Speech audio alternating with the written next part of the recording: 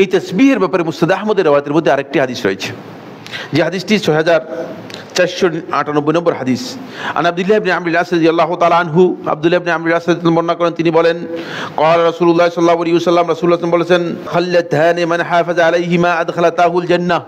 দুইটি বৈশিষ্ট্য, যে ব্যক্তি এটাকে নিয়মিত করবে, নিয়মিত এই কাজ করবে, আদখালাতাহুল জান্নাহ, এই দুইটি বৈশিষ্ট্য তাকে জান্নাতে প্রবেশ করাবে, জান্নাতে প্রবেশের কারণ হবে, জান্নাতের পথ হবে। ওয়াহুমা ইয়াসির, এটি সহজ। ওমা ইয়ামালু বিহিমা কালিল, যে ব্যক্তি এই আমলটাও করবে, আমলটা অনেক কম, আমলটা কম কিন্তু কাজটাও খুব সহজ, কিন্তু এর মর্যাদা হচ্ছে সরাসরি জান্নাতে প্রবেশ করাবে।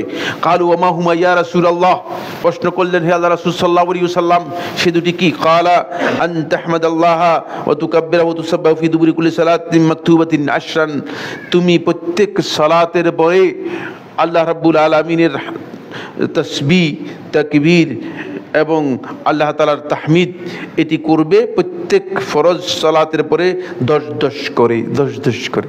এখানে এই রাওয়ায়াতের মধ্যে 10 করে এসেছে।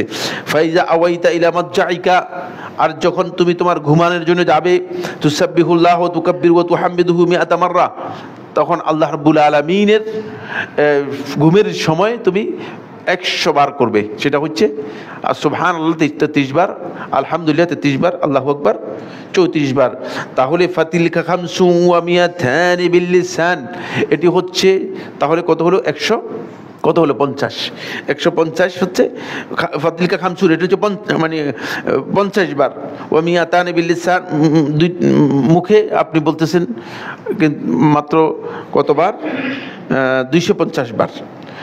বিল্লিসান ওয়া আলফানি ওয়া খামসুমিআতিন ফিল মিজান, এটা মিজানের মধ্যে আপনার 2500 এর ফজিলত বহন করবে, অর্থাৎ অনেক বেশি ফজিলত বহন করবে। এখানে আমাদের আলোচ্য বিষয় যেটা হচ্ছে সেটা হচ্ছে তাসবিহ মূলত সরাসরি মুসনাদে আহমদের রওয়ায়াত থেকে বোঝা যায় যে সরাসরি জান্নাতের কারণ হবে, জান্নাতের কারণ হবে।